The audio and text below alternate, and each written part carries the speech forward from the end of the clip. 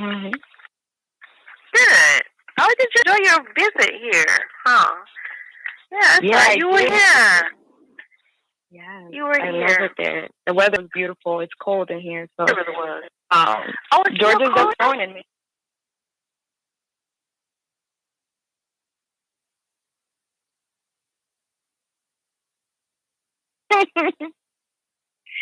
Really, it was. I heard it's really hot in Georgia. It was probably a little confusion. It was just really hot in Georgia. It was. It wasn't a love doctor. What do you think, Smitty?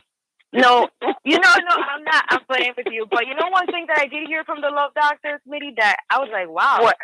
He said they're going to like you how you are, and you don't need to change for anyone because if they don't like you how you are, what was it exactly what you said to me?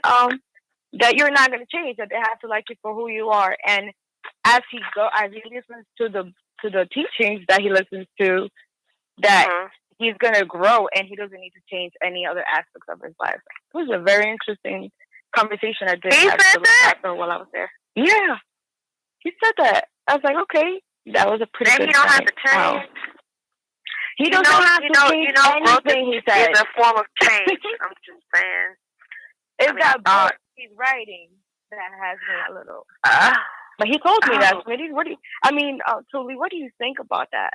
Well, that's going to be kind of difficult if you're trying to tell people about womb management and you tell them they don't have to change and people should like them like they are. I don't know how that's going to come over.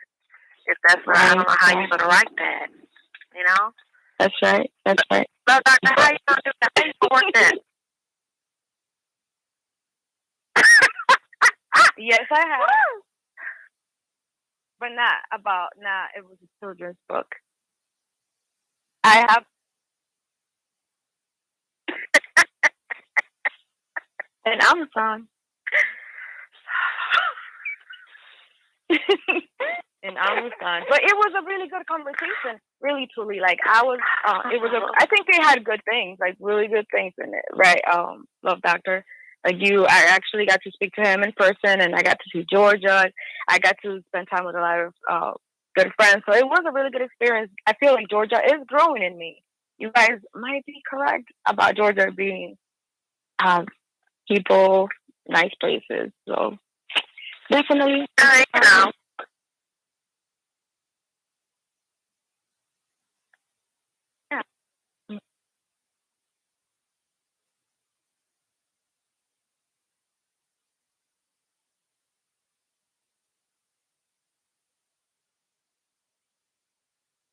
Mhm.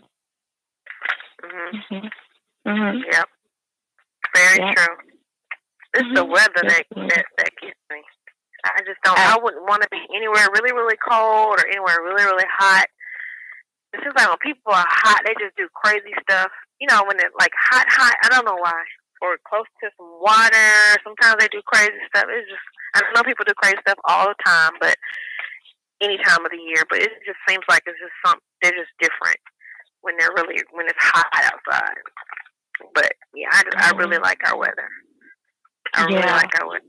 Not that I have anybody to compare it to as far as where I've been living, but just knowing what else is going on in the world, I like what we got going on. Yeah. Yeah. Yeah. Yep.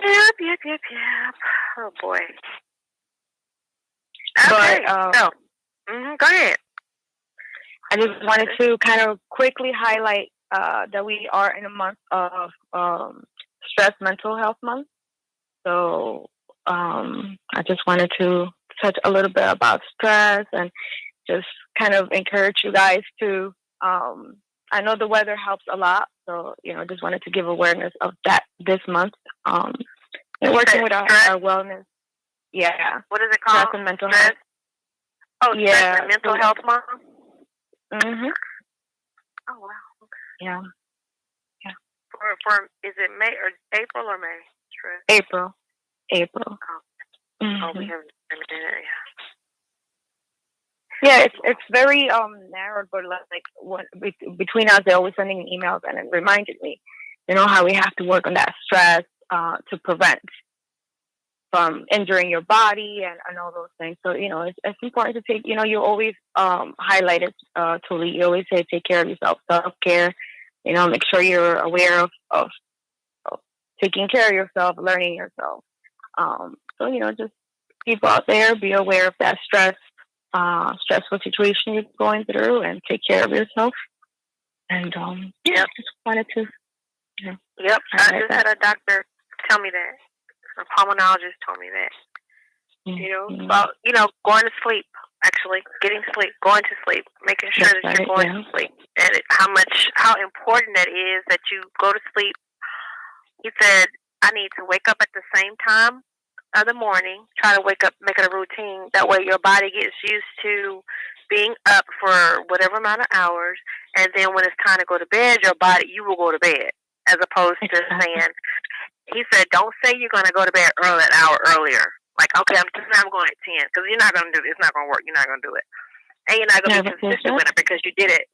You're going to feel guilty that you did it last night, and you're not going to do it today because you felt like you're going to feel like you lost an hour. So he suggested that I wake up at the same time every day and that get my body used to waking up at the same time. And then it'll get tired usually around the same time, and I'll go to bed. So, yeah, I was doing that. But, I was doing that at one time. But definitely. Yeah, I'm glad you brought that up. When it comes to sleeping, I do tell my clients, please make sure you're getting a good rest, because the brain needs that rest, especially with stress. It kind of triggers certain other organs, and if you don't get sleep, and like you saying, have a certain time to go to sleep and waking up, because you get to relax, you get to sleep. That's right. So people get enough sleep, eat healthy, move around. Exercise is also amazing for a lot of mental situations, and discipline and be aware of that stress that's triggering. And walking, taking advantage of the weather. Oh, I've been doing that. It's been awesome. Okay, we have a caller. Let's see. Hello, caller. Welcome to the show. Hey. Hey, what's going on? How are you? Hey, y'all. We are well. That's good. That's good. Glad to hear y'all. Good. See y'all back. Good to hear from you, nephew E. I'm back on mute. Yes, sir. Yes, sir. Thank you. Appreciate it. Love Dr. Antuli, Dr. Cousin Joe, love Dr. Just, I've been watching y'all anyway, but it's just glad to hear from y'all and hear y'all voice. And gonna tell you thank you, appreciate you for your love gesture that you sent me. It was our pleasure. It was our pleasure. Yes, ma'am. I so appreciate that. Thank you so much. Yeah. Absolutely. No problem. I got a question for Cousin Joe. What's the difference between a psychiatrist and a therapist? Good question. Okay, so a psychiatrist is dealing more with medication, hospitalizations, and degrees. Basically, degrees is it. A psychiatrist goes a little bit a step further, but they usually deal more with hospitals and mental health hospitals. Therapists deals with uses a lot of communication to help the person kind of change the way they think. Usually for therapists, there's many ways of helping the client. There's art therapy, there's play therapy, and that's what we do specifically, is find different ways to help the client before going into that step further of medication. We do diagnose as well. They do it as well too, but it's more of like we have different ways of helping the client with therapy. Psychiatrists, they do it as well, but they also deal with hospitals, a lot of clinical work, medication. Gotcha. I always Mhm. know what was the difference on both, different from a psychiatrist and a therapist. Um, Mhm. 'Cause my wife, she always, she asked me ever since my mom passed, I need to talk to a therapist. I said, I don't need to talk to nobody. Um, she, I guess, a lot of people that deal with them. I mean, Yeah. maybe you do, Well, I mean, it's like I was trying to tell her, that, it's, I had a lot of time to spend with my mother, before she passed, and like I was taking care of her. So, but like you understand, I wasn't raised, by my mom. I was raised by my grandparents. So, Right. I guess she thinking, between that time, ever since I've been with my grandparents, and I guess it has a bigger effect because I wasn't around when I was younger. But I told her, the time that I had with her, before she passed, by being around her, we had time to, bond and talk, and when we did that, I mean, it was just a sense of relief, what I'm saying, for the both of us, Right. Right. So, it's not like I'm going crazy or anything like that, it's just, Right. like I told her, it's just a breathing point, that's all, That's right. that's, it's not like I'm losing my mind or anything like that. It's just that, I got to get used to not having her around. But at the same time, she gave me her peace, and that's the only thing that mattered to me, you know what I'm saying? So I was just trying to, let her know that I'm not in a mental, part of my life where that situation that drives me crazy. Because like I said, at the end of the day, I was raised by my grandparents, so I lost them at I lost my grandfather at a young age. I lost my grandmother, when I was in my 20s. So but being around my mother for past 2-3 years, what I'm saying, and spending time with her and being around her, man, help us close that gap. So I'm just letting her know, I'm okay. I mean, if I want to talk to somebody, I can always call the greatest show in the world. So, you know what I mean? From the greatest teacher in the world, around her lip. But at the same time, I would just, letting her know, sometimes, it's cool to talk to people, but before you talk to people, you have to get an understanding on, what you're going into when you're dealing with stuff like that. And I try to tell all the time, understand why you're going. Don't just go to be going. But some people go and they don't never get fixed. You know what I'm saying? That's right. Yeah, That's right. You have to understand what's your reason for going. Mm-hmm. And how long was it since your grandparents passed away? My grandfather passed in 97. If you don't mind. My grandmother passed in 07. Okay. Wow. Yeah. So yeah.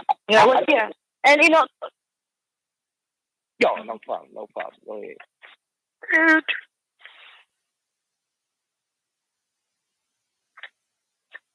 Go ahead. No, I was kind of like going to just briefly mention to him because I also just quickly share went through something like that. I was raised by my grandparents as well. When they passed away, it was something difficult for me to get over. So I do understand that area of it's just something. It's hard to get over it. But there are, just so you know, if you want to like read a little bit about it, there's 5 stages that we go through grieving when we lose really loved ones, especially when they're like your parents, basically passed away in your mind. So it is something difficult to get over. But if you want to read a little bit about that, so it helps you understand why you're feeling sometimes a certain way. But like those kind of things can stress us, and it's understandable. But it's also good to be aware of what can we do to come out of that stage of our life. But read a little bit about it. It's called, we have different 5 stages of grieving, and that helps you understand a little bit. But yeah, that's what I wanted to say. Love, doctor. Thank you. Go ahead. No problem. Thank you.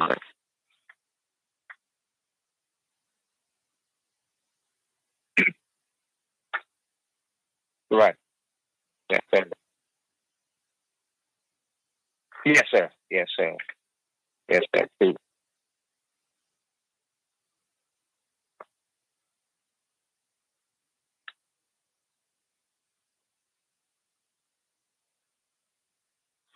Well, I have two older sons and a daughter.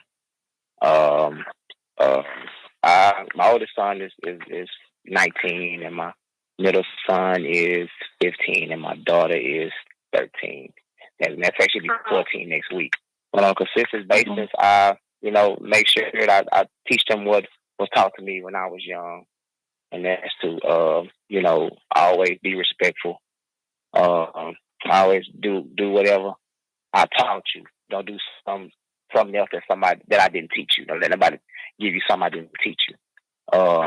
Do right, especially obeying your mother and your father and any other older parent. Take care of one another. You know what I'm saying, brothers and sisters. You know what I'm saying, because at the end of the day, you all you have. You know what I'm saying, in this world.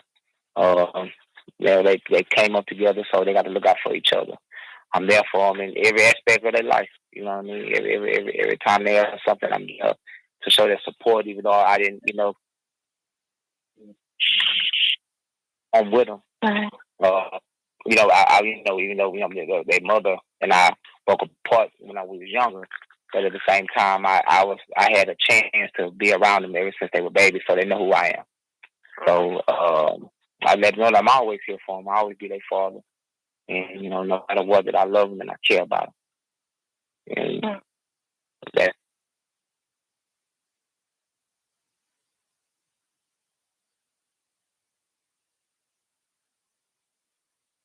Oh yeah, that's been a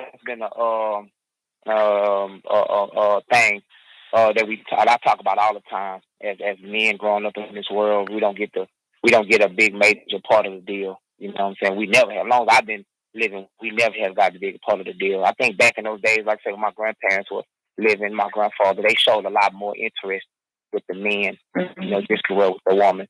But in this society now, with the separation of the women's group and things like that, we as men don't get no credit of anything. And I think it's kind of bad because it pushes a mental destruction for the youth coming up behind us that makes people think that we're not important.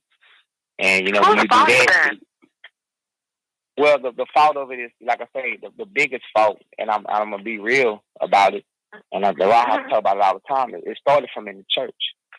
First home, then the church, because the church and the home are always supposed to coincide with one another. And the biggest destruction comes from inside the church house because the preacher didn't, keep that hammer on the nail about importance of man and woman and family. You understand what I'm saying? So now you're out in home, in society.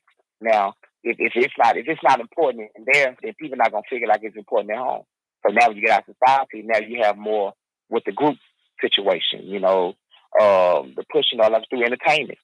You know what I'm saying? They push it just as well. With the TV shows and the reality shows, and then you have the singing of like I say, I'm Every Woman, things like that. It makes us feel like that we're not we're not important. We're not an important piece of the family anymore, and I think that's bad. And I teach my kids all the time. You know what I'm saying? Include like I say with my wife and stuff like that. I always let them know that don't never ever pull the family apart. It's always man and woman together and a family. And I try to push that always to anybody. I grew up in a home with with a man in the house with my grandparents. My grandparents married for 41 years. So I've seen nothing else. You understand what I'm saying? So I'm totally against, what I'm saying, downgrading the man out of the family. I think that's a destruction to not only the household but to the kids. You understand what I'm saying? But as man needs to get back to the rightful place, and we need to take back, what they're trying to take from us as a family, and not to say that we, to dog any woman or anything like that or mistreat any woman, but we have to get back to that man dominance. You know what I'm saying? That fear. Nobody fears us no more as men. You understand what I'm saying? And we have to get back to that place where we have to come in and just take back. We got to take it back. And like I say, be dominant, be men. You know what I mean? Not to the point where we want to lose. We don't want to lose our women and our wives, but at the same time, for being dominant, but we have to be dominant because we have to be men. Always.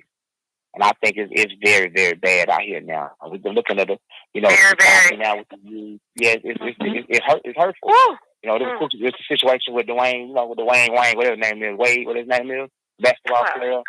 With his kids, it's hurtful because you have a dominant man here who he's been all his life, and then you let somebody come in and rearrange your child's life in a bad way, in the most terrible way. You understand what I'm saying? And that's not been good. Have he seen male dominance growing up? I don't think he has. You understand what I'm saying? Dwayne Wade or the son? Him as a man, period. Coming up. Dwayne Wade. I don't think he's seen. Yeah, Dwayne Wade. I don't think he's seen any male dominance growing up. You see what I'm saying? I my grandfather. My wife tell me all the time, you're old fashioned, you this, but she didn't come from a solid home with a man in it. Her mother, I think her mother and her father divorced when she was young. But I come from I copy what I see. And I seen my grandfather be a man. You understand what I'm saying? I always been a man. He was a man in front of my eyes, and he died once. But that's what I seen. I seen my grandmother respect him as a man. You understand what I'm saying? I seen it. He was king around the house. You know what I mean? And that's what we have to get back to. He was the man around there. When he walked through the door, everything was about him. You understand what I'm saying? But he took care of the family. But she respected him as the man, as the head of the family. And that's what we have to get back to. We have to get back to that dominance. So as now, we don't get no credit. Women, we understand y'all carry the baby, 9 months, and female femininity. We understand all that. And at the end of the day, that's cool. But, y'all carry the ball for 9 months. Y'all get all the credit. On Mother's Day, y'all get everything. We don't get nothing. We get a pair of socks, drawers, you know what I'm saying, or a Happy Meal. We get the drive-through. But, Mother's Day, mothers get the morning breakfast, the lunch, the dinner, kids, cooking out somebody's song. We don't get nothing.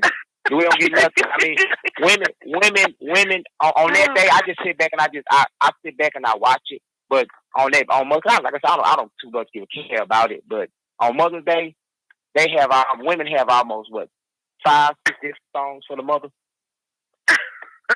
Yeah. On Father's Day, it's only one song being played. And I think that's why Luther made so much money off that song. You know what I'm saying? Dance for my father. Because it was the only song. Yeah. It was the only song for the father. Nobody else made a song for him. Nobody. Well, let me ask you this.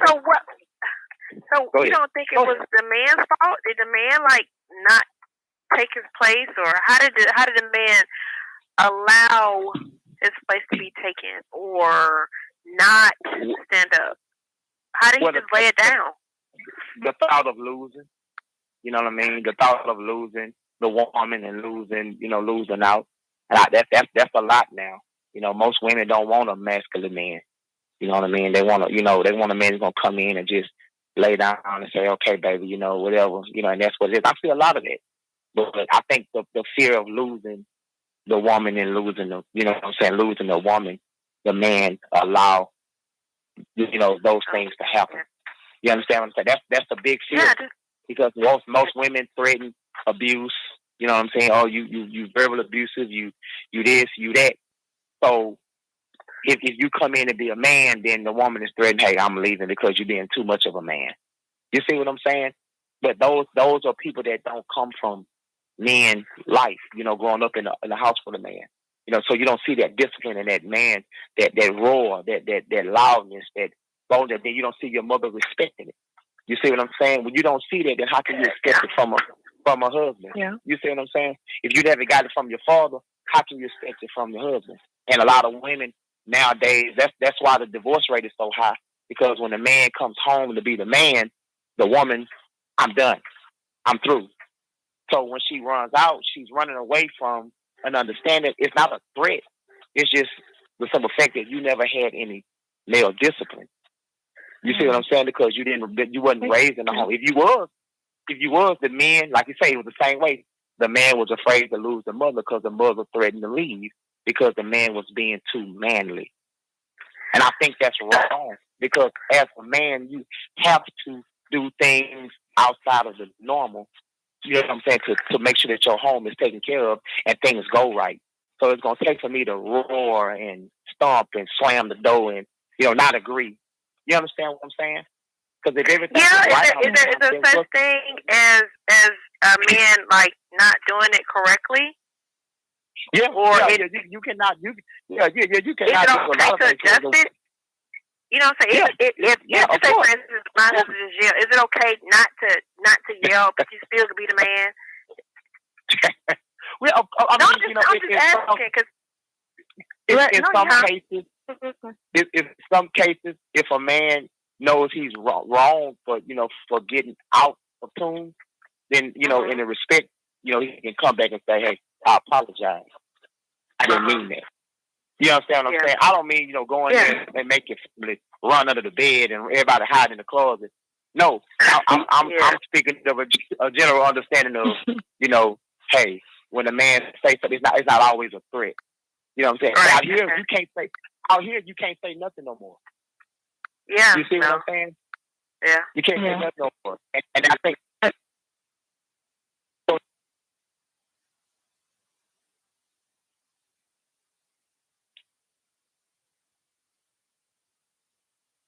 so.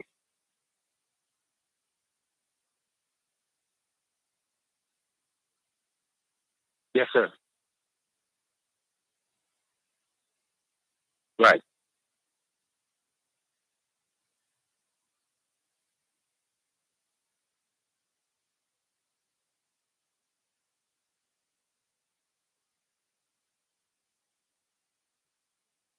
Oh yeah, that's good. Oh yeah. That's good.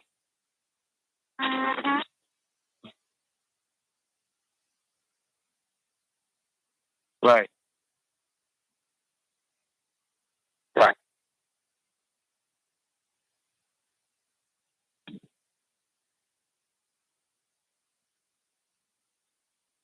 Mhm.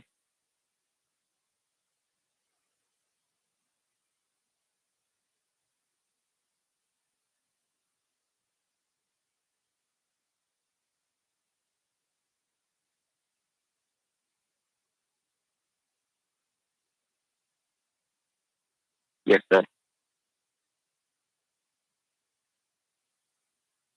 Yes, sir.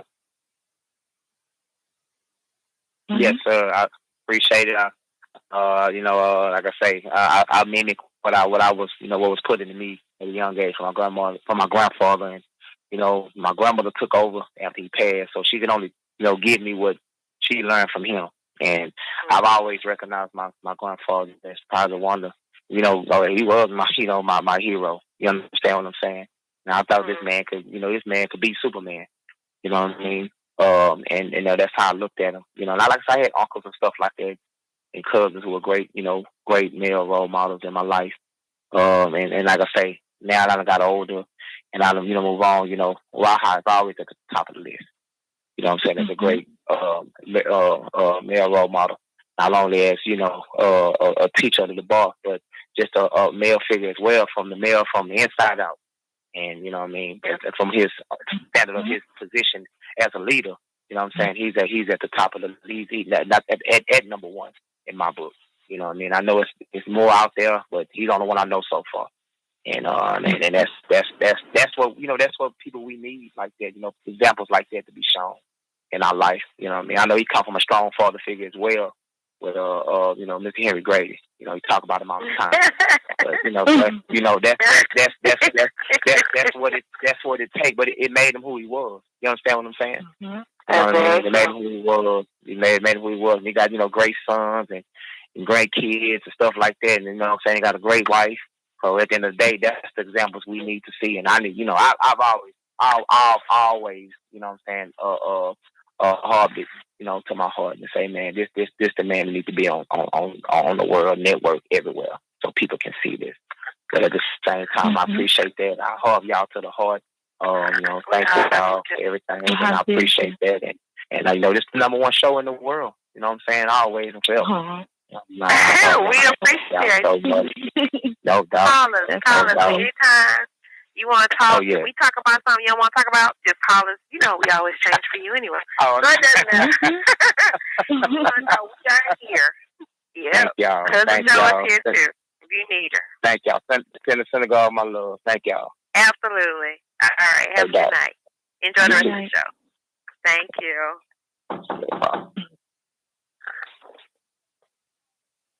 No.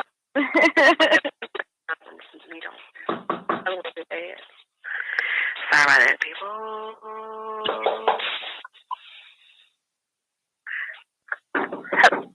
It's in the refrigerator. Hello, welcome to the show.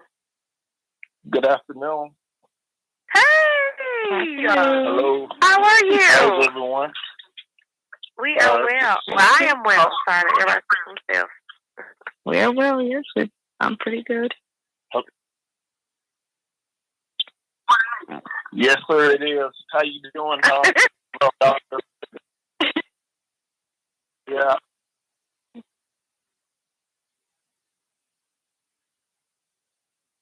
Oh my God. Well, the Reader's Digest version is that I currently live in the state of Arizona, Phoenix being the capital, being the fourth largest city in the United States as far as population-wise. And Arizona became a state actually in 1912, and it was one of the first states that was considered part of the Wild Wild West. And so I call it Confederate State 48 because it's a league of our oppressors, and it was the 48th state that signed on to the the agreement to continue to oppress the so-called Negro. So I like to be acknowledged as being a resident of Confederate State 48. So that's basically why I go, but I address myself as a Confederate State 48 and on some platforms. But it's just good to hear you guys' voice. Truly. And yeah, I was listening to the show, and you guys brought out a lot of interesting points. I mean, too many to talk about in just one segment with the little time that's left. But I do want to finish addressing everyone properly. Resident Joe, to you, it's good to hear your voice again, Miss Tooley. It's always a pleasure to hear your voice. And I heard just a little snippet of Ross Smith's voice as well. Good to hear. I'm still here. I appreciate you. I'm here with you. I just don't mute working, but believe me, I'm with y'all. Okay, good to hear your voice. I was able to reach out to Ross earlier about the Del Taco incident, which I've still been strategizing in terms of trying to get some type of, it couldn't be, I don't believe it'll be ever justice, but get the rightful compensation for for negligence. But as you guys were talking about fatherhood and mental health, I think they go hand in hand. I believe fatherhood, in my opinion, is one of the most grueling, if not the most grueling, task that a man can take on, because fathership is not only designated, in my opinion, to your offspring, but to a community, to younger men. I mean, not men, but younger males and females alike, that they can see positive role models in their culture, not so much as their society, because I believe the definition of manhood and fatherhood, it varies through culture. I know that in certain cultures, men they neglect their children, and it's not frowned upon. Us, for the so-called Negro, that's all we really had was family, and that was one of the main instruments our oppressor used, in my opinion, to try to destroy the fiber of the family by destroying the so-called Negro male figure, father figure.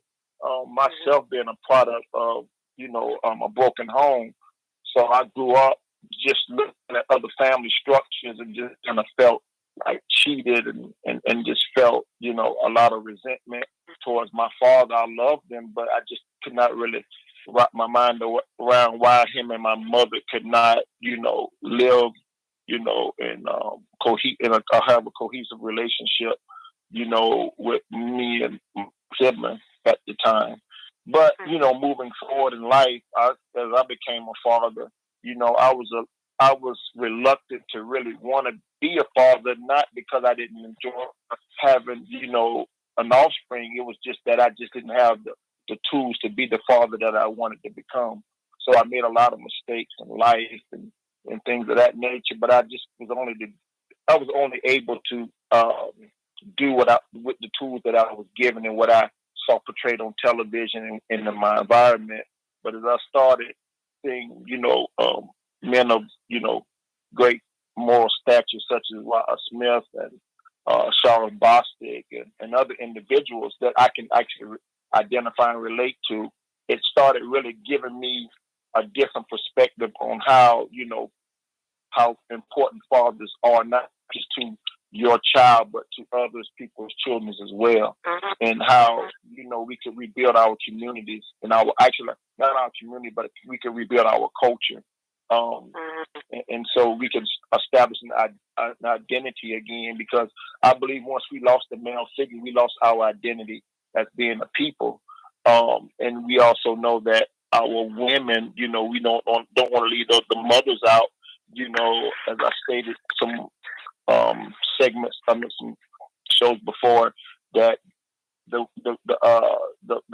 so-called Negro woman is the most disrespected individual, in my opinion, on the planet, and does not get the due respect that she deserves.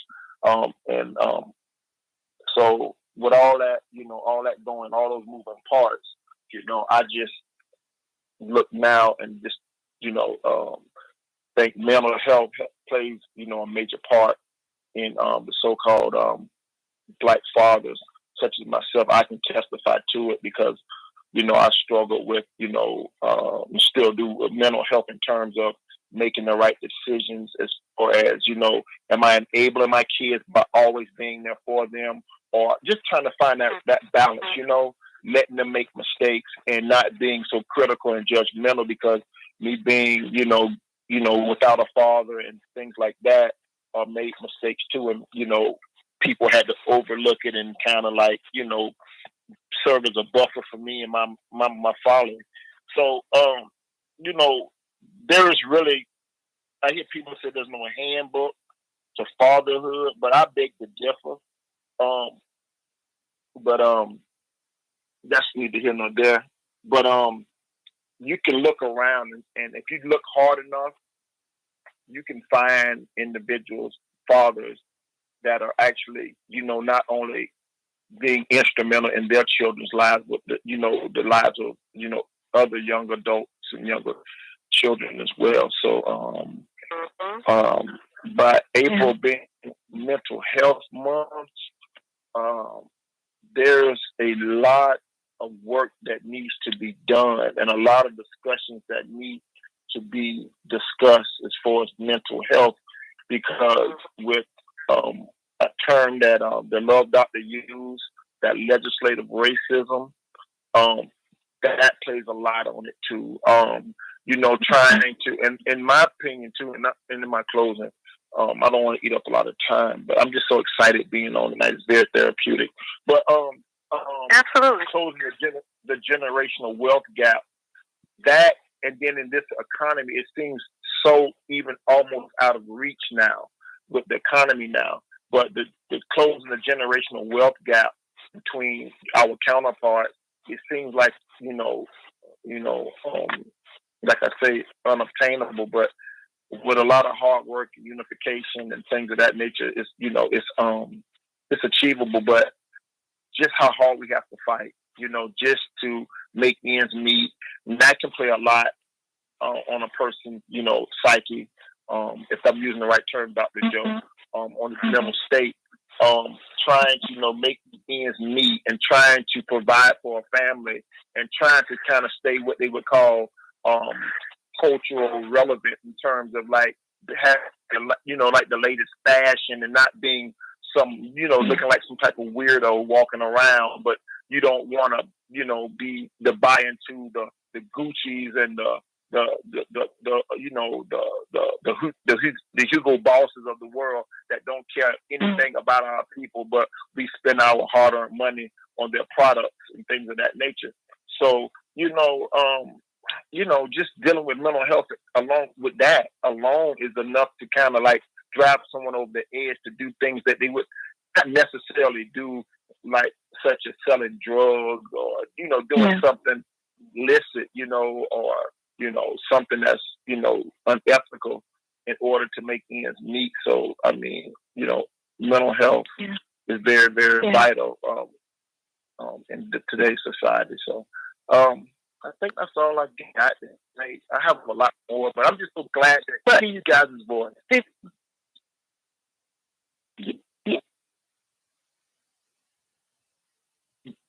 Yes, sir.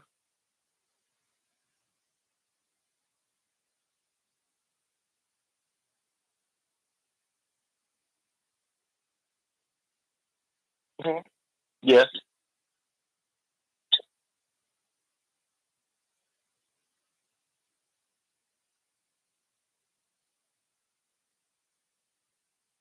I would believe transparency. Being transparent and open and honest with the individual, because I believe if a person can't be honest with themselves, they can't be honest with anyone else. So I believe transparency to the point of being honest, because Rod Smith always say this: if I got to hide to do it, I don't need to do it. I mean, that's just, if he said, well, and better yet, I'm going to say something verbatim in closing. He said, if I say it once, I can say it twice. So it's like not going into a relationship with blinders on. It's like you remember Forrest Gump, when he said life is like a box of chocolate. You don't know what you're getting. People don't want that. People want security, and I think everyone wants security and a sense of certainty. So I believe being transparent and open and honest, to the point of that, it could be fruit, for the lack of a better word, for both parties. So I think that's what would be a quality that young ladies should look for in a man.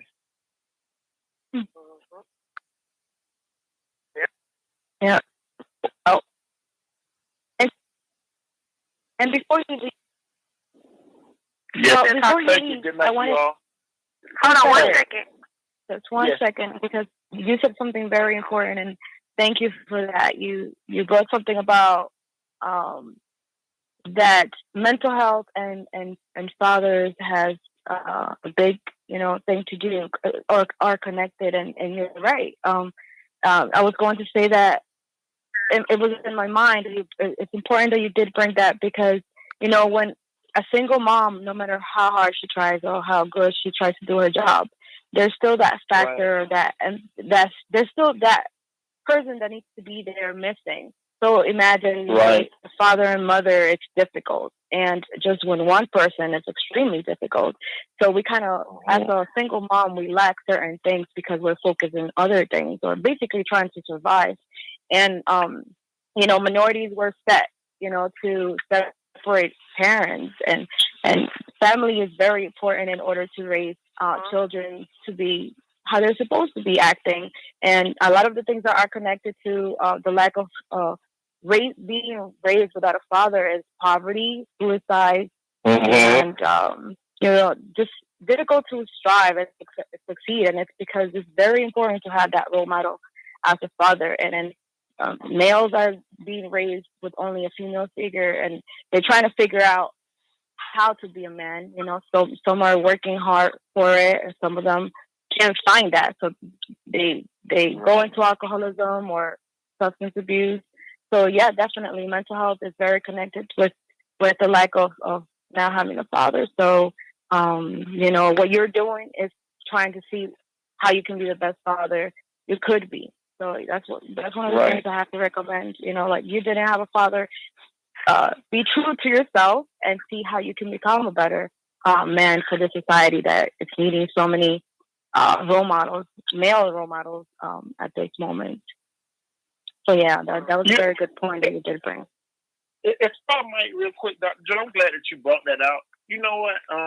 When I think the last time you guys had aired, there was I had actually tried to tune in, and then the automated thing went, and it said something to the effect there was no what do you call it? There was no show scheduled for that 24-hour span. So I called week after week, and the point I'm trying to get at is that I can't stress it enough what you guys bring to the listeners and this society in general, and that it gives people like myself a sense of what they would know as hope. It give us a connection, a tikva, if you will, that there is something on the horizon if you just hang in and you just don't give up. And so a lot of times people go grasping for things to have a better quality of life. And when they're not able to find that resource, then they revert back to old behaviors, or they just feel as though no one cares. And I almost got to that point, like, oh, what happened? I just knew that you guys just didn't abandon us.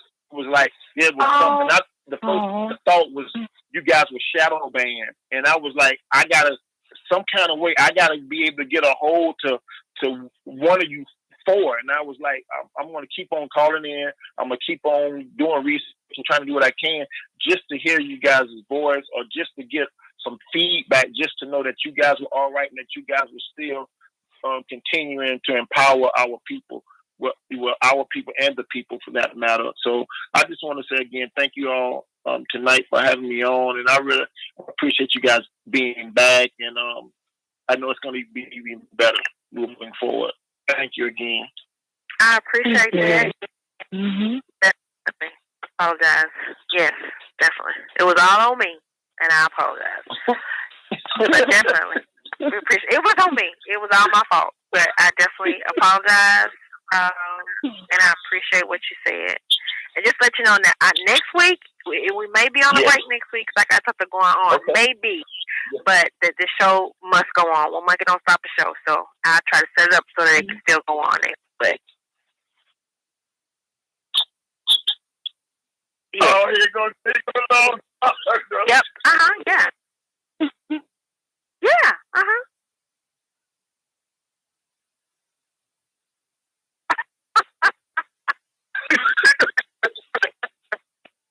Yes.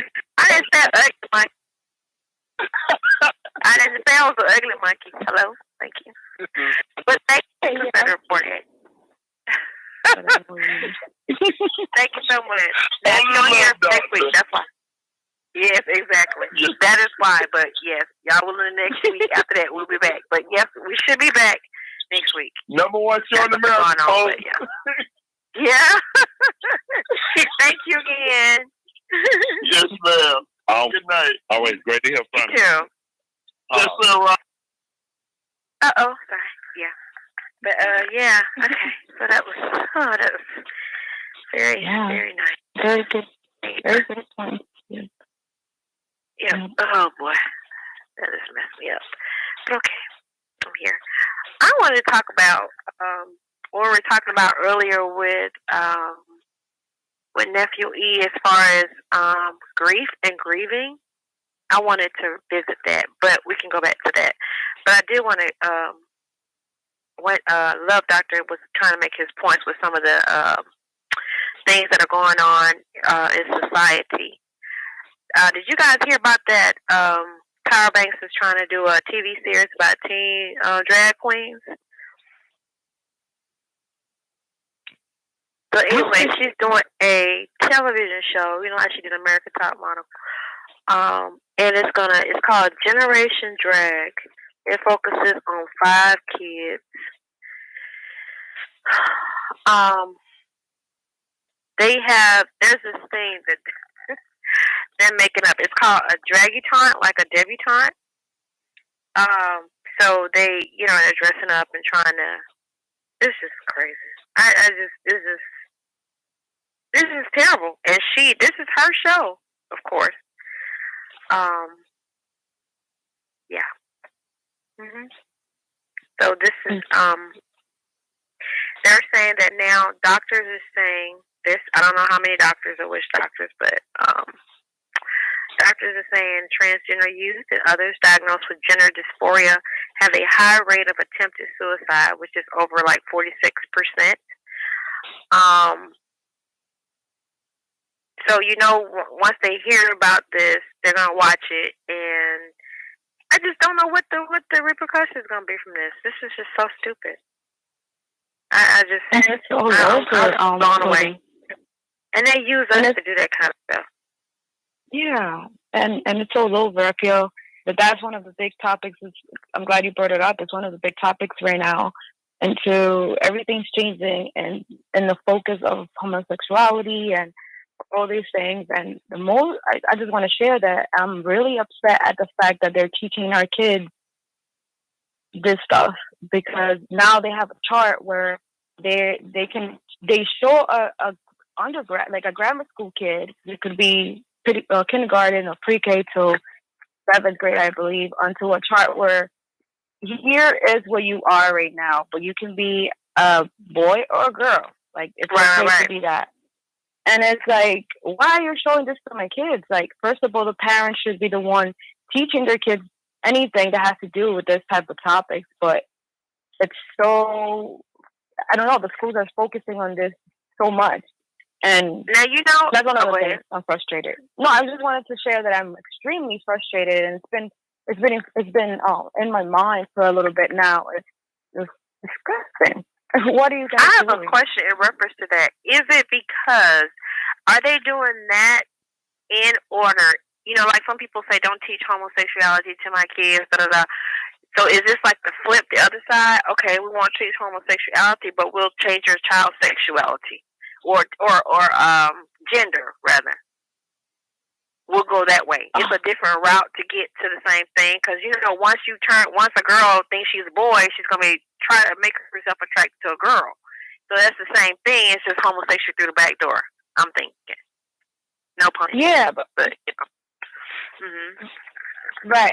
To me, it's like it's just bringing that thought. Like I used to, just to share real quick. I had one kid, right? He was telling me he didn't know if he wanted to focus on being a boy or a girl. He didn't know what he liked. Focus? So he didn't know. He was so confused, he said. So I said, okay, so at this point, he was 12 years old. I said, why are you so concerned about if you like men or women? Why are you so focused on those things? Focus on school. I think why are we right. Homosexuality? Like, it's just like, what is school for? To learn, quote unquote, right? But why are you teaching kids that it's none of your business? Focus on what you're supposed to be doing. So the kid eventually, a year and a half, eventually realized he liked girls, right? But I think they put so many nasty things in our kids' brains that they become so confused, and that's why I'm frustrated. Like, mind your business, do what you need to be doing, and let the family deal with that. But it's so popular right now, and I have to say popular because that's why the kids are doing it, because they just follow trends. And then they tell them, you don't have to worry about that now. You don't have to worry about you don't have to decide now if you want to be a girl, you want to be a boy. You have plenty of time to decide. Why do you tell a nigga to decide? Yeah. Yeah. So that's why that's why he's probably like, I don't know what that's stress in itself. With him probably was like, they told me I'm supposed to have time to think about it. Is it too early to choose? Am I not supposed to know now? But I feel like I know now, but they're telling me this is too early. Don't worry about it. I could just be a boy, be a girl, be whoever I want to be. Right. And the mom couldn't do much. Because, like over here, we do tend to correct our kids differently. Like, and I'm talking about minorities but she felt like she wanted to hit him, but he was scared of discipline. So it was like, the kid didn't have any discipline. Father was lacking again. And, it's a lot of factors And the fact, if you're sitting here and you're just minding your business, and all of a sudden I tell you, hey, chocolate cake would be nice right now. It goes into your mind and like, oh, maybe now I want a chocolate cake, but you were not thinking about it. So I think it's the same thing. Like, these kids are doing what they're supposed to be doing, but now it's like, hey, by the way, like, you could be a boy or a girl. So putting that in our kids' mind, like, why? For what? I think it infuriates me, and the fact that you don't let the parents correct this kid, but you want to teach this kid crazy stuff at school. It's just a little, what is going on? And yeah, that's what you bring it up. I feel like it's so trendy right now, and it's sad. It's very sad. Do you think when most men, just say if it is a two parent home and their son is doing that, and then they'll say, well, you handle that. You handle everything at school. You handle that. Do you think that men are taking their hands off those situations and just letting their sons be, or are they really? Do they have a problem with it? I wonder. I just don't see how a lot of this is floating. If my dad had I just don't see how. If my husband had a problem with something, it just would not float. That boat just would not float.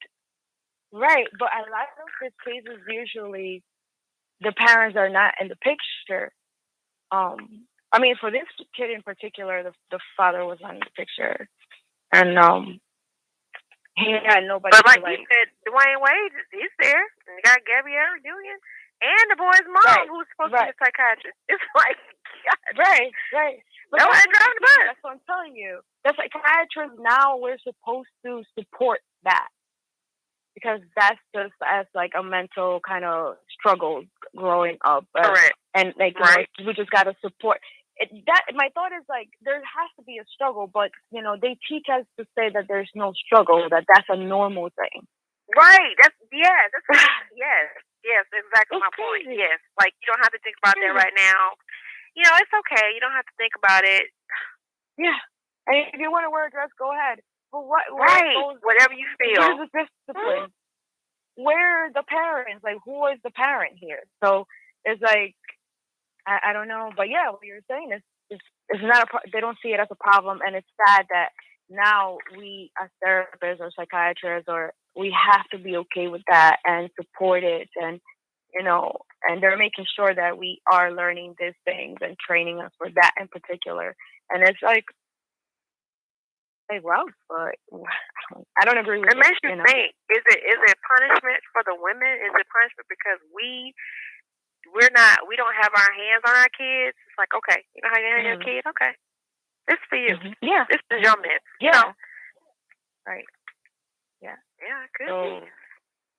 It could be all our fault, actually. This could be really, this is the woman's fault.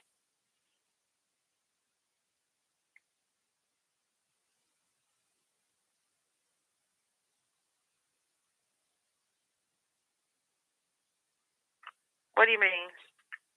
I know it. Yeah. Are you saying, well, if you give somebody that gives you something to do?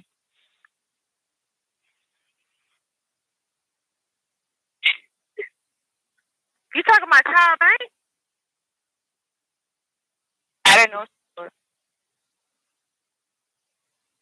I'm sorry, you're losing us. Can you just break it down just a bit? Who is it? What are you talking about? Yes. But who are you talking about? What is it? What is it in reference to? What are you referencing?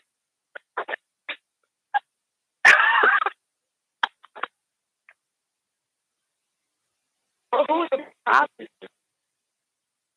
That's not necessarily true. That's not necessarily true. That's not necessarily true. Nope.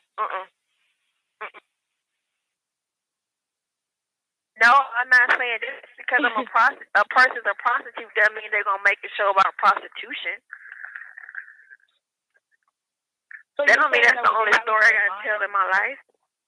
I can make it about rape. Yes, I do. Yes.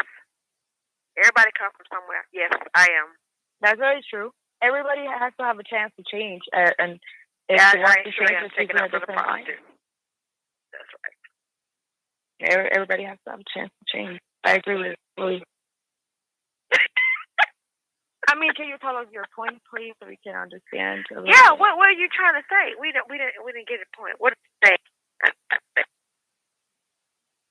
Right, that's what I said. What do you say? I did. I don't know. Okay. Maybe we're slow. Can you just break it down for us then? 'Cause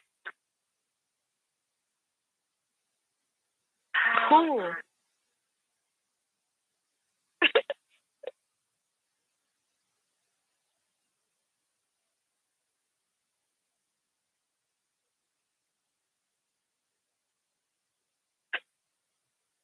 top model. That's a model is not necessarily a prostitute. Don't do that. That is not what it was about.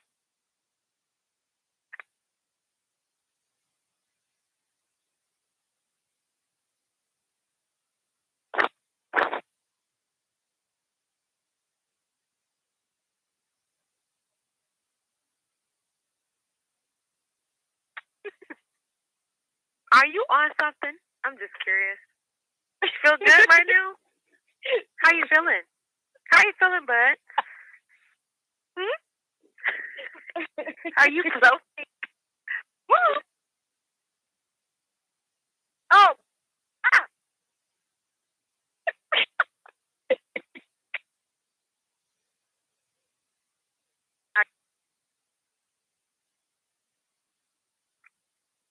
Okay.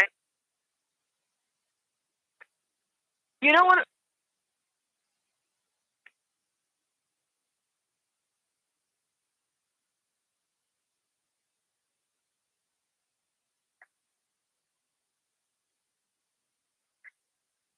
You know, I have a preacher that I listen to, and he's always teaching, and he says one thing that he says many things, but this grabs my attention. When the man knows how to lead, the woman is going to follow. So I feel it's not only in the woman, and it's also in the man. Like if the man knows how to lead, the woman's gonna like quiet down, and she's gonna follow. But I feel like we're not having enough leaders to guide us. So I think we both have to step in and do our job. Not only women. I think, in my opinion, I think it's both of us. It is mainly the man. Like my teacher says, if the man knows how to lead, the woman's going to follow. That's very true. Is in nature, is in our nature. So, what do you say about that, love doctor?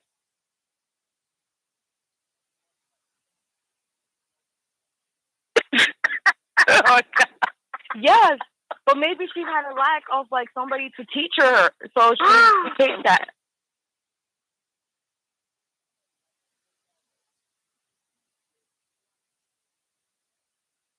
Why? I'm gonna look it up right now. Prostitute. What does it say to me? What is that? Let me see what it says.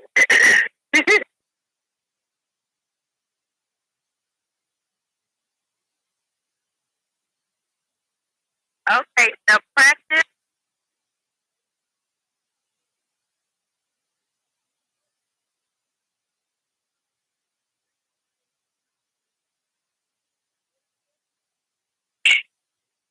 Okay, let me just make sure we're everybody knows what that is. Prostitute.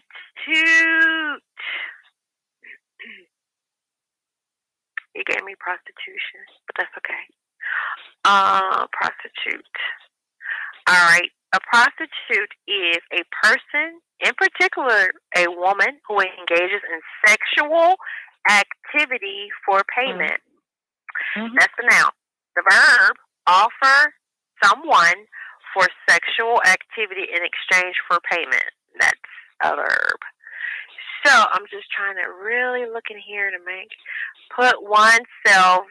Okay, there's another definition. Put oneself or one's talents to an unworthy or corrupt use or purpose for the sake of personal or financial gain. Is that the one you want to use to make that fit for you? What you're talking about?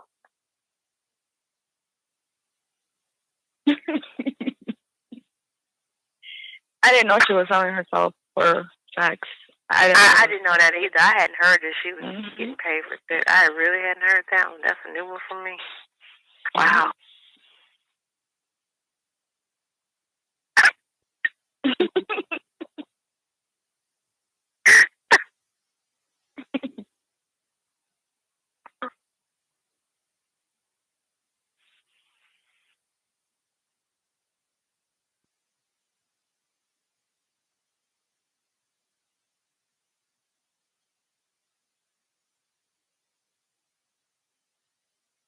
What is?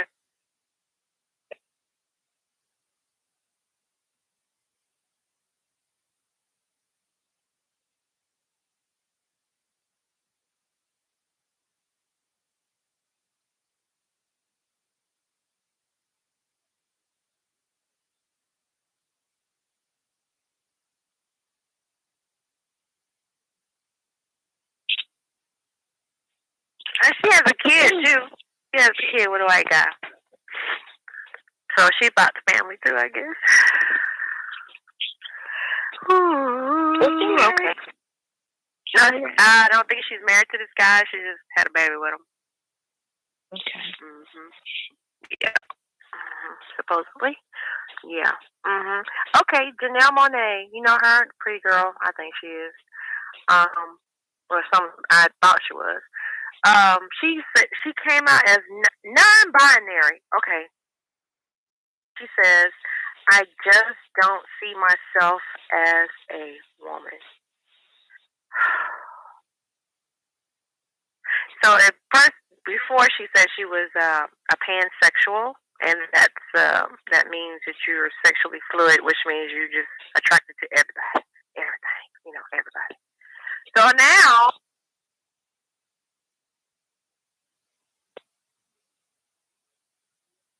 yeah, probably, yeah,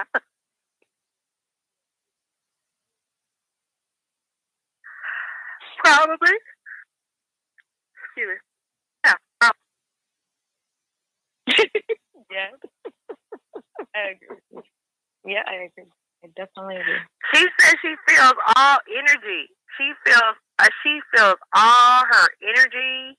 She feels like God is so much bigger than the he or the she, and she is from God.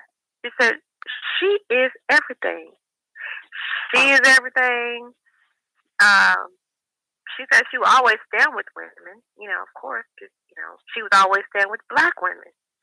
She just sees everything that she is beyond the non-binary. She feels that opens you up to fall in love with any beautiful spirit. Oh.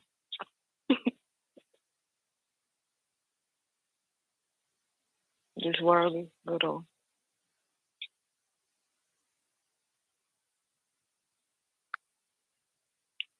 One thing, truly, I feel like this world has something going on. At least I know that therapists and psychiatrists are making a lot of money because people are turning crazy. Yeah, yeah. It's just and who is to blame? Oh, I know it's saying it's blame, but it's just like, oh my goodness, how did her mom or her grandma? But these people gotta be right too. How did they just get to take their hands off these people, off this child, off this woman? Mm-hmm. Who took their hands off of her? Right. I just don't. It's just Look at that question. We just take our hands off. We take our hands off because our hands doing so many other things that we just take our hands off our children, and it just bothers me. That's it. That's exactly it. It bothers me. It bothers me. What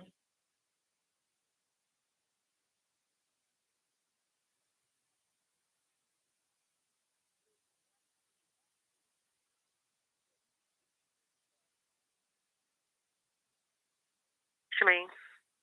What you talking about? Oh,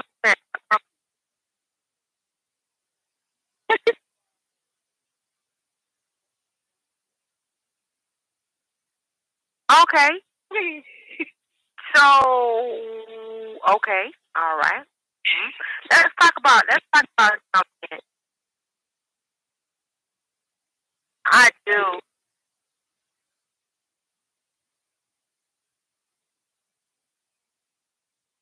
No, it isn't. Mm-hmm. Yeah.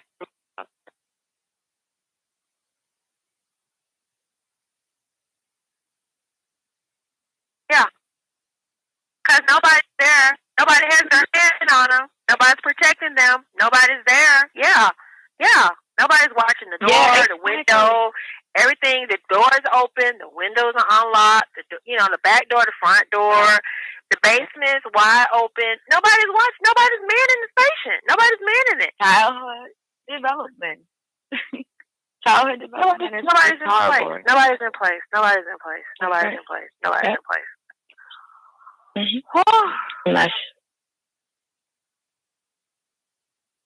Nobody's in place. Nobody's in place. We're not in place. Well, there's a male contraceptive pill that's coming out, and it shows that it can prevent 99% of pregnancies. Maybe that's what we need. What do you guys think about that? What you think about that? This is for your men. For men. It prevented. Ow! What? It? I don't know.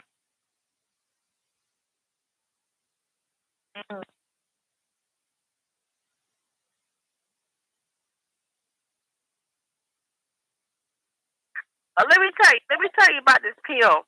This pill decreases testosterone.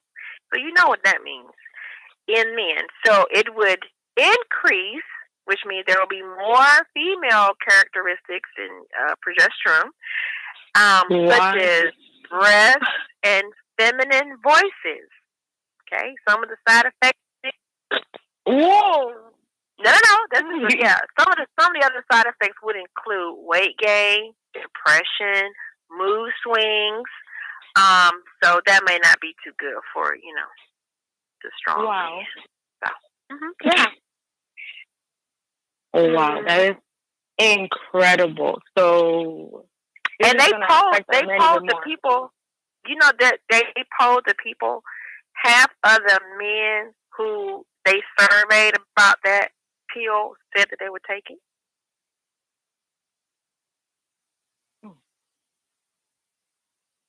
With the side effect, but you gotta look at us too. We did the same thing, but you know what? I can't even blame them because we did the same thing. Same thing. We do the same thing. We know we list all those side effects on birth control. Still take them. Exactly. Still got it. So we're the same people. Can't talk about them. Yeah. I wonder what made it okay for the society to think it's okay for women to take this pills. It just does horrible things to the woman, and then it's gonna do horrible things to the men. But you know what? The worst thing that it could do. The worst thing it could do is not be effective, and boom, I get pregnant with a child. That is the worst side effect of a birth control pill. That's what they think. That's the worst side effect is having a kid. That is so crazy. Forget everything else. How fat you get, how bloated you get, the acne, the bad things that it does to your body. Forget all that. The worst that it could do is not be effective and I get pregnant while I'm on this freaking birth control. Or STDs or any sickness. That's not the worst thing, because I got a pill for that. A child, I got 18 years. That's the sentence. No. That's the worst. Horrible. You have good parents. Wow. But yeah.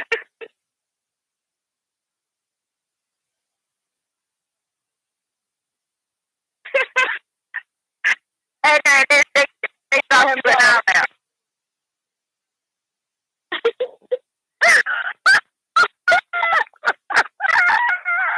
Oh, that's hilarious.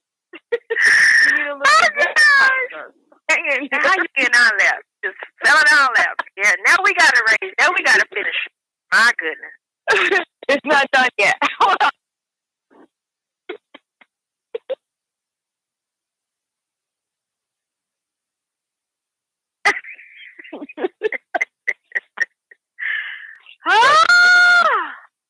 Yep.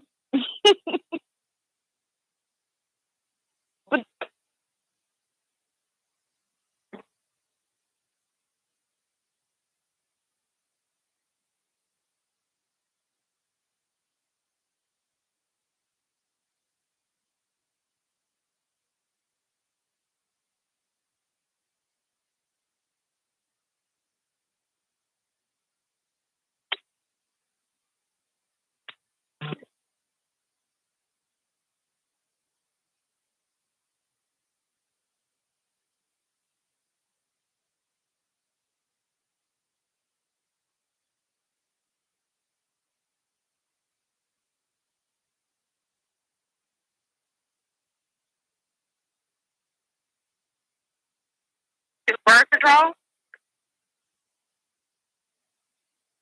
Why'd you say that? And if you don't know? Mhm.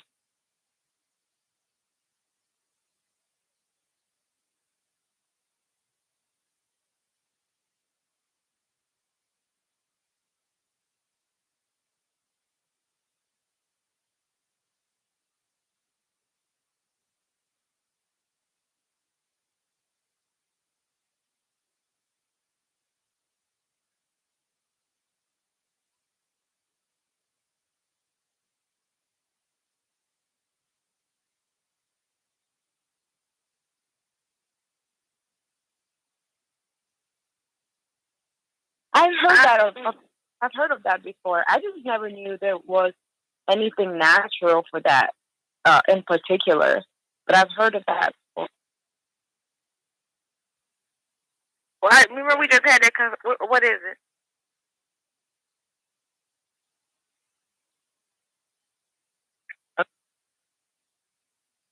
You talking about calendar rhythm? Like the rhythm? This is what you're talking about? Come on, I know that definitely, you know, when you ovulate, that's I agree with that. Oh, I mean, you definitely need to know that. You need to know that. Yeah, when you ovulate, if you don't know when you ovulate,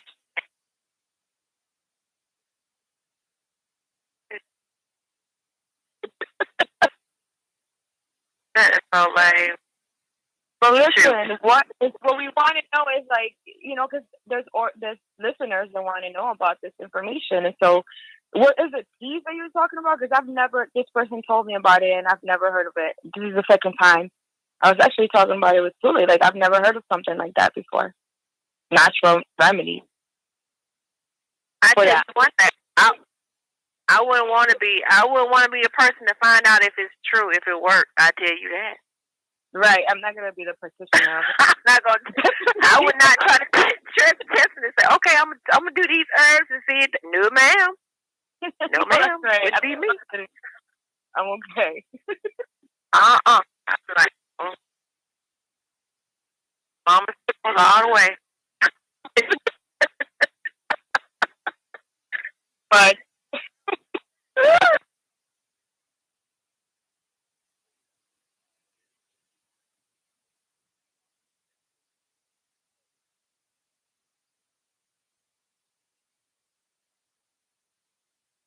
sure do.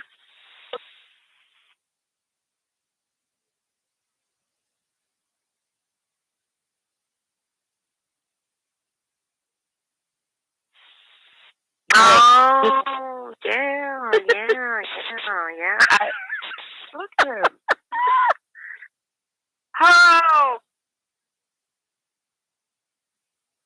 I don't think it's called Barry Gordy. I think it was just called The Last Dragon. It was called Barry Gordy?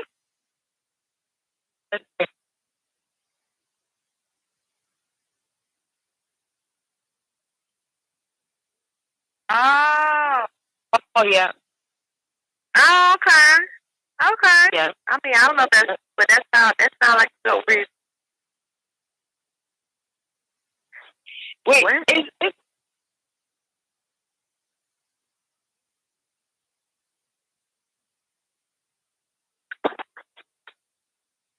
really? Listen, we will learn about being binary and fluid, gender fluidity.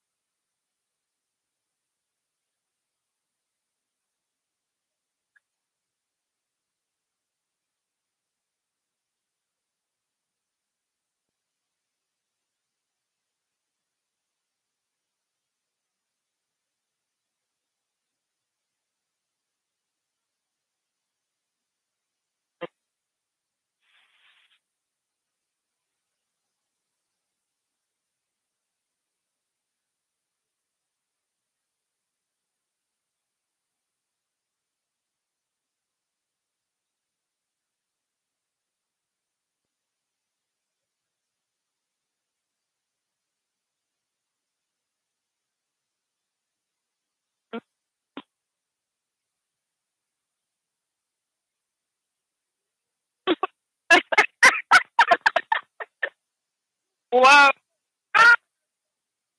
No. Crack. It kills. I'll tell you, it kills. Crack kills. Yeah. Did y'all know? Okay. Willow Smith. She said she had to forgive her mom, Jada, for overlooking her childhood anxiety. And she was just so torn about, like, Mom, why didn't you understand her anxiety? And she said that she thought that her mom felt that her issues were small because, you know, she had friends to die when she was growing up. So she just thought that it was that her mom thought that her issues were small. But what she realized was she didn't know, and her mom explained that she had her own mental issues going on. So there's a lot of that, you know, going on too in the world. So, yeah. You know, wow, mental issues. I think it's a generational thing, and it's all the trauma we have to go through, in life, actually, and it's just so many things missing in our lives. So it becomes trauma, it becomes anxieties, it becomes other mental issues, and then it escalates. And I feel like that's the way that society takes advantage of human beings, is because they're lost. They're trying to find a way out. Very true. Very true. I agree with that when you said that they're lost. I agree. You can take advantage of somebody who don't know where they're going. That is very, very true. Very, very true. Totally agree with that. So they're always finding ways on filling up that emptiness, and that comes with alcohol, or, you know, people want to become famous rappers, and then but they still have those problems mentally that they never solved as children. Like Kanye, oh my gosh, that poor baby. I think it has something to do with his mom. Losing his mom, probably, you know? Yeah. But you gotta have people that really, that do the job. If you see a therapist or a psychiatrist, I just think I know it's hard to find out, but it's really important that you have somebody who actually cares about your healing and wants you to heal. You know, and not just somebody who's just gonna listen or continue to take your money. Because if he sees somebody, I just don't see how. I don't know. Yeah, it's hard. Sadly, a lot of people in this field are in it for the money, and it becomes so. At some point, it becomes so. It's just a practice, you know, rather than really want to do, because it's exhausting. You really have to want to do it to help these people. Right, I believe that. You know, you're basically telling them, this is why you're going through this. Let's find a solution, and then helping the other person want to change. That there is a hope. You know, like Confederate said, like there is a hope out there. Just, you know, you put up your part, and I help you out. But some of the therapists is like, pay me my money, tell me your problems, and that's okay. That's all they do. And it's sad. So, you know, like, make sure you're finding the correct therapist out there that is actually someone that cares and has, because if you care, I always say, if you enjoy something, you're going to be good at it. So that's right. That's what you're doing. So, you know, yeah, it's important that you said that. There's a lot of therapists there that are not helping. I can tell, because it's like you see people doing that and getting, you know, actually doing the steps to get the help. You know, actually going and being brave enough to go get the help, but then it's like, where is the improvement? I mean, I'm not saying I'm in a position to judge somebody, but just people in general, not just people I know personally, just like even start. It's like, what is going on with these people? What is wrong with these people? Yes. I don't know. Where is it coming from? I just don't. It's just like it's coming out of nowhere. It's coming out of nowhere, but it's coming from everywhere. It's just everywhere. Everywhere you turn, it's just like everywhere. Yeah. Why? Why is it? Why? What's going on? What is going on? Yeah, crazy, insane world we're living in. It's getting worse. It's not getting better. So that's why I said, like, it does look like a lot of therapists are getting a lot of jobs. It's floated here in New Jersey, but people are just getting jobs, but they're not changing. So I don't know what's going on. Right. And yeah, and getting to know each other. But I feel like, you know, a lot of a lot of therapists should go out there and speak about this mental situation and how, because another thing is that they can't afford it. So they don't, people can afford it. True. But with True. therapists, who is giving, I don't know his therapist, who is giving, I wonder who's giving his therapist also. I feel like it has to be somebody that understands you, connects with you, and somebody that also went through struggles. And if you feel like you went through, I feel like it has to be somebody that you connect with in some way. And it's just my particular opinion, right? Like for us to be able to help, we have to in some way understand, or at least be educated in certain areas. But Right. he hasn't changed. I feel like he's getting worse. Yep. We have a caller. Hello, caller. Welcome to the show. Excuse me. So you guys were supposedly gone for a while, huh? Mm-hmm. Okay. Did anybody notice? Don't do that. Hey, Frank. Frank. Okay. Oh, and of course, Thule, giving her opinion about birth control. Well, the best birth control is you don't have the baby, Thule. No matter what fails, if you don't have the baby, then you've got birth control. And since the women are always in charge of whether or not you have babies, can't blame us. That's true. Oh, that's true. That's Can't blame us. It's very true. It's very, very true. It's very true. Very, very true. It is, but then again, since you are in charge of the baby factories, then we men get the bill when we don't want the baby. Now, how is that fair? That's not fair. So, in any case, you guys were gone for how long? A few weeks, yeah. It's been a minute. Oh, yeah? Yeah. It's been a minute. Just a few weeks, yeah. Yep, but we back. So, what Dr. Joe was saying, that's true. I think a psychiatrist, psychotherapist, psychologist, I guess the better ones will be the ones that really identify with your pain, really feel for you, really empathize. But is it possible for a person to act like a robot and still be good? Because I would imagine, just thinking now how what the discussion was a few seconds ago, would it be possible for a person who is good to know what your particular problems are and prescribe the remedies when they don't empathize that well? I wonder. I'm just asking because I don't know. Right. Good question. Yeah, it's a little difficult. It is a little difficult when you don't.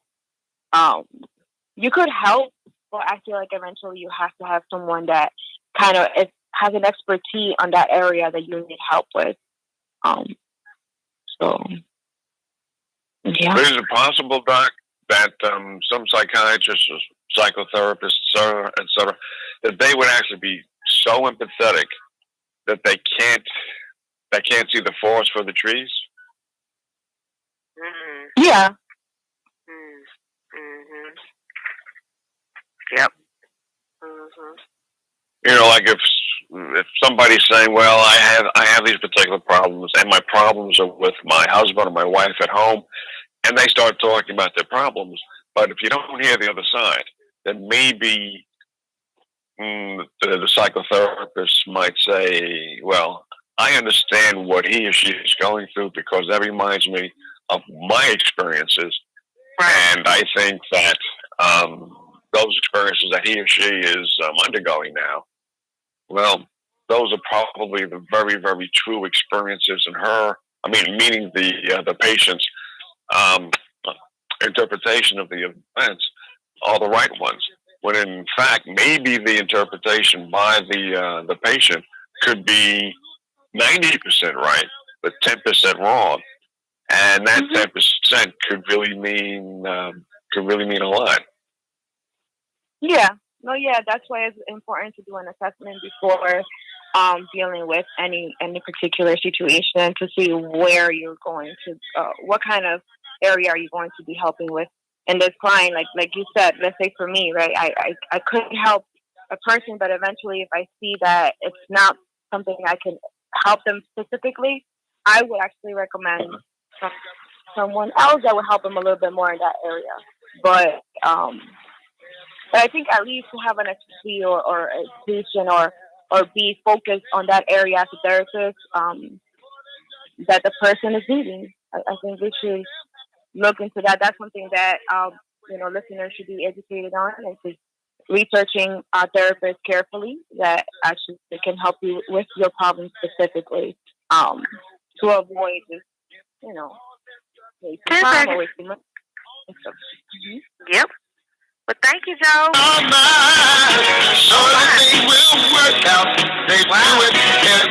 It's starting over because we are definitely out of our time. Thank you, Joe. He's gone. But anyway, we appreciate you guys for listening tonight. Can y'all hear me?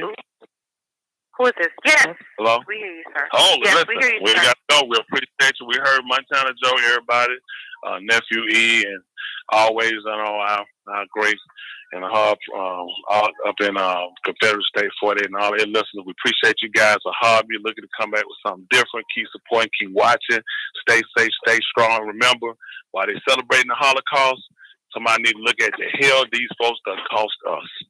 Hey, if nobody told you they love you, we love you. Our language is called a hard tooling love doctor. Dr. Resident Joe, take us home. Hop, y'all. Thank you so much for listening. Like I said, if you don't hear us next week, we'll be back the week after that. Y'all willing. But we're going to work to make sure that we're here next week or somebody's here. But thank you so much for listening. And also remember, it's not the load that breaks you down. It's the way you carry it. All right? Know that you're not alone. We are here. Call us. If you want to talk, we'll talk about. We are here. It's not the load that breaks you down. It's the way you carry it. All right. Until next week. Good night. Yeah.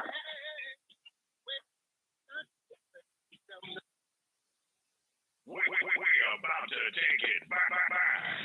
Ladies and gentlemen, here it is, the most listened to radio show on the planet. This station is now the ultimate power in the universe. Tony and me on the radio. The love doctor trying to teach on the radio. We about to get live on the radio. Two mics and a mind on the radio. Radio, turns up on the radio. Radio, turns up on the radio. Radio, turns up on the radio. Radio, turns up on the radio. Tonight, and the mind. Tonight, and the mind. Tonight, and the mind. Tonight, and the mind. All right. You do something better. I'll do something better. And we will be better together. Until next week or the week after. Have a good night. Good night, Bueno. Bye. Thank you for using Blog Talk Radio. Goodbye.